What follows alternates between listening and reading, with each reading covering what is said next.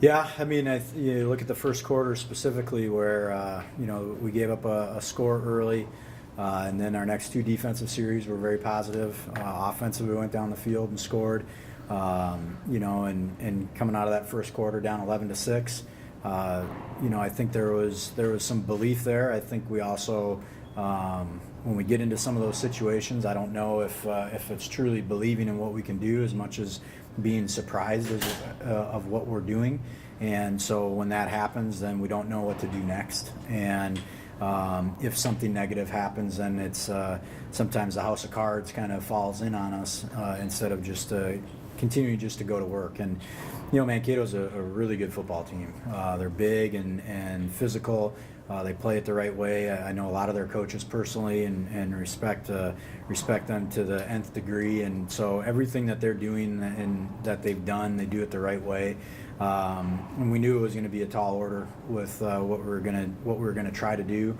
But there were a lot of positives that came out of it, even though we lost by almost 50 points.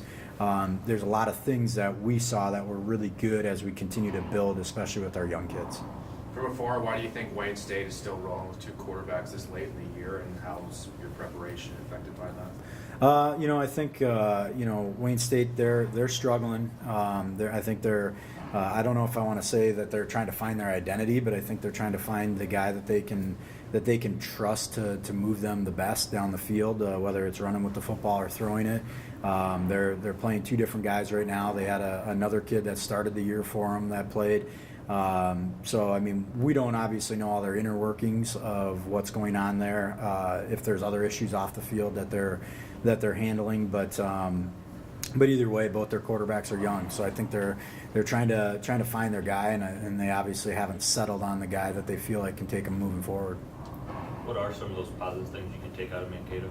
Well, I think the biggest thing, and it really goes back to even earlier in the season, with our freshman linebackers specifically, is we're getting these teams that can run the power run game and just being able to fit it correctly. And with our kids being freshmen, coming right out of high school, they don't necessarily have to fit it perfectly to still be effective, but now we do. And so every game we're taking one step closer to doing something right. I thought Jackson Green, he's our freshman, Mike Backer, he was our defense player of the game. He didn't grade out out of the world or anything. Didn't have a ton of tackles, but what he did do was he was fitting the run correctly, and he wasn't trying to do something else that trying to just make a play. He was just doing his job, and he was seeing things that if he was a fourth or fifth year senior, those are just natural instincts that you just over time and experience, and to be able to see him fit those the right way now was very positive, because that's what we need, and here's a freshman trying to do it. So we've got to be able to build on those positives of what we're doing. I mean, we're still playing a little bit with a duct tape defense, so we have linebackers playing D end, and they gave great effort, but they're still not going to do all the little things that the D line are trained to do, with spilling a certain block or containing something a certain way and things like that. So we kind of have to live by it with what their reactions are, and just know that the effort is what we're really pushing, and the technique stuff. Hopefully, with some injury stuff, hopefully we get healthy and we can get ourselves back to a little bit more normal functioning defense like what we want to do. How close are you to get back to healthy?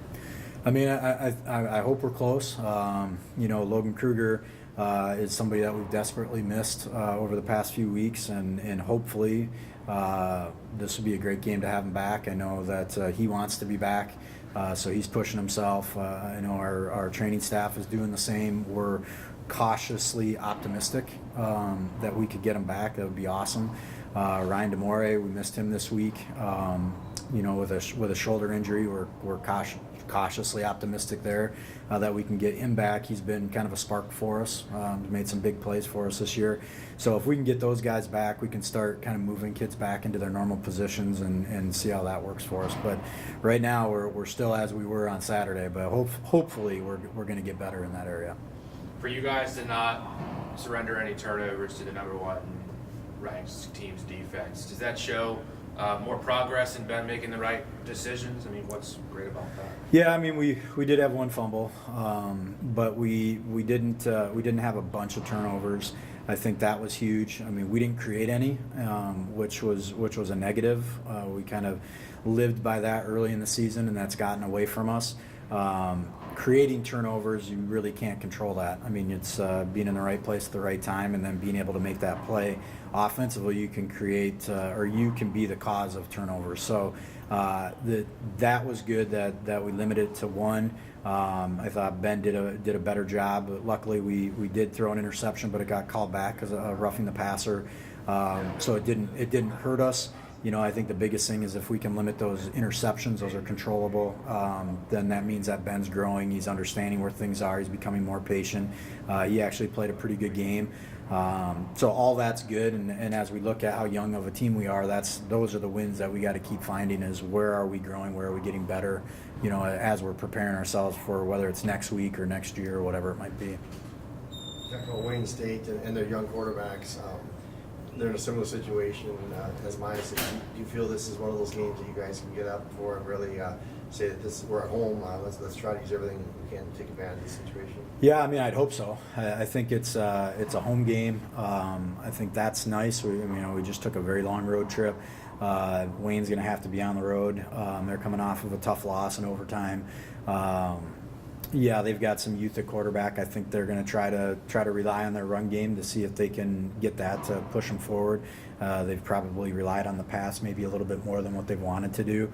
But either way, you got two teams that are going to be fighting for that second win, and somebody's coming out of this game with number 2. We can't tie like you do in the NFL. So we're hopeful. I think we match up well. It still comes down to what do we do those 60 minutes though. Coach, they have guys on each side of the ball who are kind of game-changing guys. The defensive lineman, I forget his name, but he has 7.5 sacks, and then Nate Rogers on the other side has 8 touchdown receptions. How do you account for those two guys? Well, both of those guys, Jacob Probson and Nate Rogers, I was there when Nate played. I was an assistant coach there, and then I was there when we recruited Probson, and they're both really good football players. But every week we're going against really good football players. So it's not so much can we stop one guy, it's can we still just do our jobs and put ourselves in the right position. We've got game changers too, and we just haven't been able to put it all together to allow those guys to really affect the game for us either. So I think the biggest thing is our O-line's been getting better, and they've been doing a much better job of protecting for Ben. So if we can do that, that'll help neutralize a little bit of that pass rush. And then, Nate is a really large human being at wide receiver. He's 6'6" and lanky and can go up and jump and get the ball. Really no different than Zylstra that we just saw this last week. I think the biggest thing is can we put ourselves in position? Can we make them throw balls that they probably shouldn't be throwing, or make them force some throws and see if we can be opportunistic and create some turnovers?